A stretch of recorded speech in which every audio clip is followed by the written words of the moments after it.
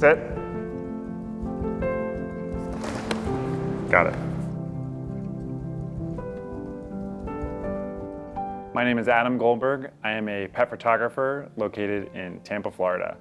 I got started with pet photography back in 2013 when I worked for a local animal shelter down in South Florida, and it was then when I fell in love with not only working with shelter animals but also photography.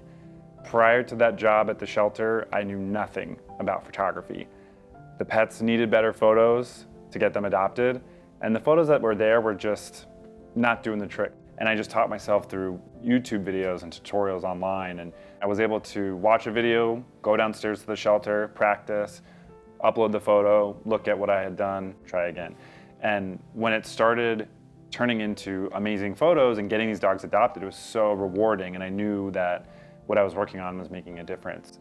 Shelters specialize in taking care of homeless pets. They nurse them back to health. They help nursing mothers have puppies if they're surrendered while they're pregnant. But they don't necessarily always excel in getting a good photo.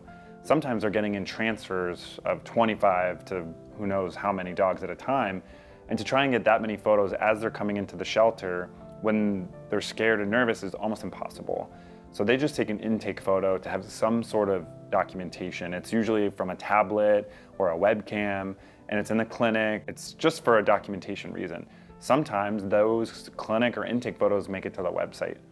And those photos, although meant for documenting, aren't really showing the pet's personality. When people are looking for adopting a pet, they go to the website and they see like, oh, this one's looks like my last dog, or this one smiles, you know, that sort of thing.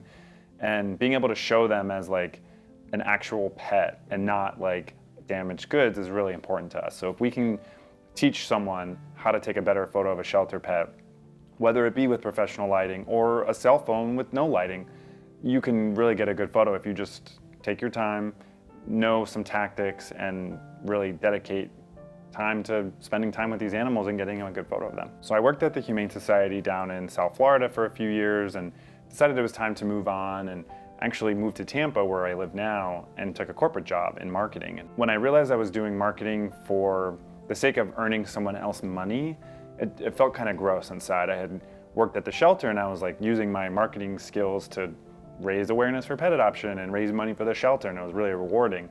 When I was using marketing just to help the bottom line, it wasn't as enjoyable as I thought. So I reached out to the shelter here in Tampa and said, hey, listen, I know how to take photos of shelter animals. I'd love to volunteer. They're like, oh, God, come as soon as you can. So I started volunteering every other weekend for about a few months. And then they said, we love your photos. Can you host a fundraising event? We think we can raise some money for the shelter and, you know, get people to bring in their pets, and we'll do a fundraising event. And ever since then, the idea of myself having a pet photography company, that just took off. We almost every single day have a line outside of our shelter of people wanting to come in and adopt. People love Adam's photos, and we always reshare his photos on our social media. And usually if I were to just take a picture myself and put it up on our social media and tell the story a little bit, people might be a little bit interested, but usually once they see Adam's photos, just because he really captures the different personalities of the animals, they're really drawn to that picture. And we do see people comment, and they will come and they will adopt that animal. So it definitely is a big help. And of course, our intake team, when they do take their intake photos, which are the pictures that show up on our website for the adoptable animals, usually the animals, it's right when they first come in. So usually they're scared, or, you know, we're working so fast where it's like, okay, let's quickly get your picture, where Adam takes his time, makes sure he captures the personality of the animal. So it's nice to have those on social media and on our website, just so people are more drawn to animals that necessarily would be overlooked. There's a big difference between taking photos of a shelter animal and an owned animal. My training, when I trained myself, was all on shelter pets. They didn't know how to sit, they were unruly sometimes, they were scared and nervous. But when I took that training, kind of like a boot camp almost, took that training and used that training on an owned animal who knew how to sit, who had commands, it was so much easier. So I always say that it was like training for a marathon, but really only running a 5K.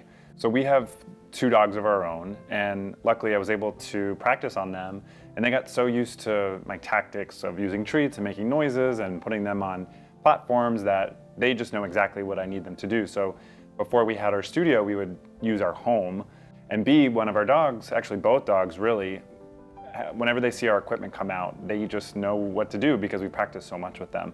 So if someone is watching this and they're trying to get into pet photography with their own pets, they may not do what you want right away, but over time, if you have patience and really work with them, they'll be happy and so excited to see all your equipment come out because they know they're going to get treats. When we're at the shelter taking photos of pets, we don't know much about them. We get their name, maybe their age, and we always try the same tactics with each dog, and we'll have them on a leash. That way they're a little more contained, and we'll have an assistant holding the leash for us. But a lot of the times, a lot of these shelter dogs, they know how to sit already because they were maybe surrendered to the shelter by an owner who just couldn't care for them anymore. And that's really important to us to kind of get that word out there that dogs and pets at shelters are not these like broken animals. Their owners just couldn't take care of them anymore. So a lot of them actually are house trained, they know how to sit.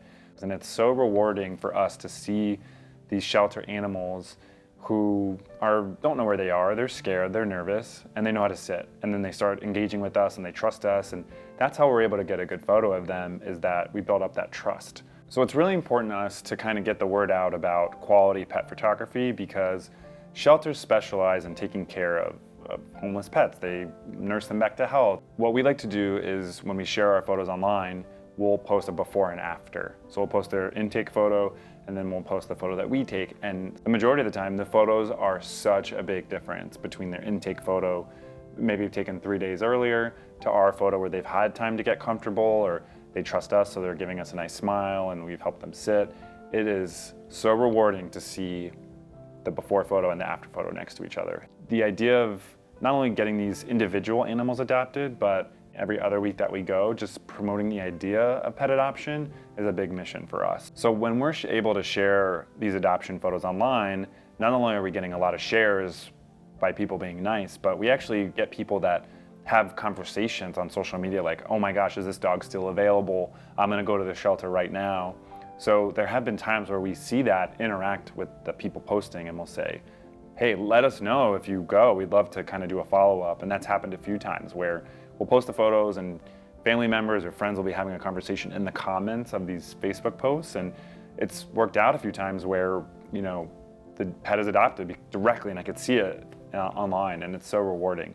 If you're thinking about getting involved and taking shelter photos, even if you're not a specialist in pet photography, maybe look at a shelter that has bad photos and reach out to the volunteer department and see if they could use the help, and if you can volunteer with some regularity, I'm sure they would appreciate it.